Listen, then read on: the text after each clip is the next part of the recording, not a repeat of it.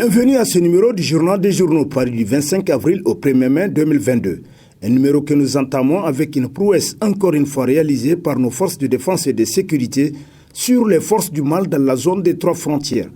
À cet effet, Burkina-Niger, une centaine de terroristes neutralisés dans une opération militaire conjointe, titre entre autres dans sa rubrique Société, l'hebdomadaire Le Nouveau Républicain, qui nous apprend qu'Etanli 3, c'est le nom de l'opération qui a eu lieu du 2 au 25 avril à la frontière entre les deux pays. Ce n'est pas la première fois que les deux pays collaborent dans la lutte antiterroriste. Il y a déjà eu des opérations Tanli 1 et Tanli 2. D'après le journal qui poursuit, les deux états-majors se félicitent du succès de cette opération. Ils évoquent un bilan important, une centaine de terroristes neutralisés, 40 autres interpellés.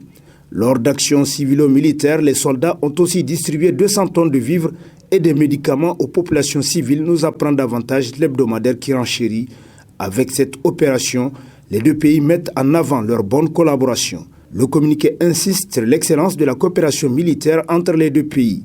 Tanli signifie d'ailleurs alliance ou cohésion en langue goulmanchma, nous apprend le Nouveau Républicain. Rapport public à 2021 de la Cour des comptes, la balle est dans le camp de la justice. Titre à la une de sa parution en date du 27 avril, le bi-hebdomadaire La Roue de l'Histoire, pour qui le rapport public général 2021 de la Cour des comptes, haute juridiction en matière du contrôle des finances publiques, rendu public le jeudi, a révélé une très mauvaise gestion des entités publiques, des projets, des programmes et autres institutions de l'État. Il met en lumière des mauvaises pratiques qui ont fait racine dans la gestion des ressources publiques de l'État.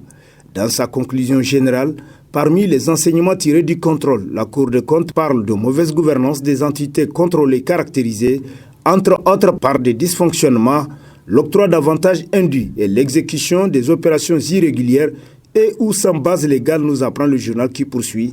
Ces révélations de la Cour des comptes révèlent l'état de dépravation de nos mœurs de gestion et interpellent sur le rôle primordial que doit jouer la justice pour mettre un terme à cette prédation programmée des ressources. La balle est dans le camp de la justice, s'exclame La Roue de l'Histoire, pour qui l'attente de l'opinion publique nationale est très forte à ce sujet. Dans le même numéro, le bi-hebdomadaire titre Bagri dans le collimateur de lobby privé. Ainsi, selon le journal, on se rappelle que tout récemment, pour le cas de la BIA, au moment où l'État du Niger a décidé de céder ses actions, un avis d'appel a été régulièrement lancé avant qu'elle ne tombe dans l'escarcelle des Marocains. Mais le cas de la Bagri, de Motis et Bouchkouzi, pas la moindre information sur le processus.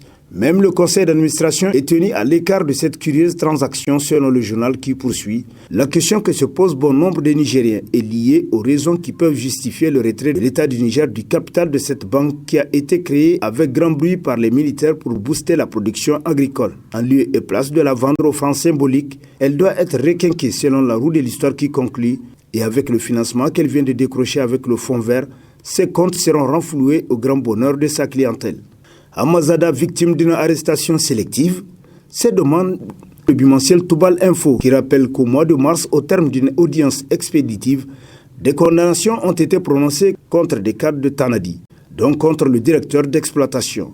L'on avait pensé alors le contentieux vidé et Hamazada hors de cause, s'exclame le journal qui constate. Mais non, manifestement, les choses se sont accélérées ces derniers temps et le ministre Zada a fini par être rattrapé par son passé. Car depuis le 19 avril dernier, il est pensionnaire du camp pénal de Kolo. Cependant, si l'on peut saluer cet acte dans le cadre de l'assainissement et de la moralisation de la vie publique nationale que le régime du président Mohamed Bazoum voudrait entreprendre dans son quinquennat, l'on ne saurait s'empêcher d'observer les risques d'une justice à géométrie variable au Niger, constate le bimensuel qui poursuit. On parle à ce sujet d'un certain Massaoudou Abdourahimoun, directeur des affaires administratives et financières DAF à l'époque des faits à la Sopamine, aujourd'hui promu directeur général du Fonds d'entretien routier FER, qui se trouve être de surcroît le neveu de l'actuel Premier ministre Oumoudou Mahamadou, d'un des fils de Abouba Albadé, comptable au moment des faits. Et bien tout ce beau monde, cela coule douce aujourd'hui, d'après Toubal Info. Scandale financier, le gouvernement veut-il protéger les personnalités soupçonnées d'être impliquées dans le détournement du fonds commun de l'éducation ? Se demande l'hebdomadaire Le Courrier, pour qui, en tout cas, l'audit du fonds avait révélé des dépenses inéligibles au ministère de l'enseignement primaire et celui de la formation professionnelle. À l'époque des faits, Daouda Marté et Tidjani Abdulkadri étaient respectivement à la tête de ces deux ministères. C'est la somme de 1,50 milliard qui avaient été déclarés inéligibles. Un détournement massif qui avait fâché les partenaires techniques et financiers de l'éducation, d'après le journal qui renchérit, lesquels ont exigé le remboursement des fonds détournés. Une exigence à laquelle le Niger a accédé en remboursant l'argent détourné aux partenaires financiers, nous apprend l'hebdomadaire qui constate, et les délinquants financiers et autres détourneurs du denier public évoluent dans une impunité totale sans aucune crainte. Ils se la coulent en faisant des dépenses ostentatoires avec l'argent public volé. Apparemment au Niger, il y a des citoyens qui peuvent se permettre de tout faire sans être inquiétés selon le courrier pour qui ils semblent avoir une licence pour dilapider et dépenser à leur guise les fonds alloués par les partenaires pour le développement du pays. Assainissement des mœurs publiques, la machine de la lutte contre la corruption et l'impunité bien huilée, titre pour sa part l'hebdomadaire satirique Le Hérisson, pour qui les prédateurs du denier public n'auront plus le sommet tranquille.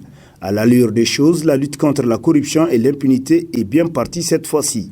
La liste des victimes de l'opération assainissement des mœurs publiques continue de s'allonger. Le cas le plus récent serait celui de Abdourahmane Sidi Abdul Aziz, directeur général de l'entreprise JEPCO, placé sous mandat de dépôt pour détournement de fonds entrant dans le cadre de la réhabilitation de la route Agadez-Arlit, nous apprend le satirique qui nous apprend davantage ce projet d'une durée d'exécution de 25 mois, dont le lancement des travaux a été fait en septembre 2015, aurait bénéficié d'un financement conséquent d'Orano ex-Areva. Un premier versement à hauteur de 14 milliards 759 millions de francs aurait été effectué.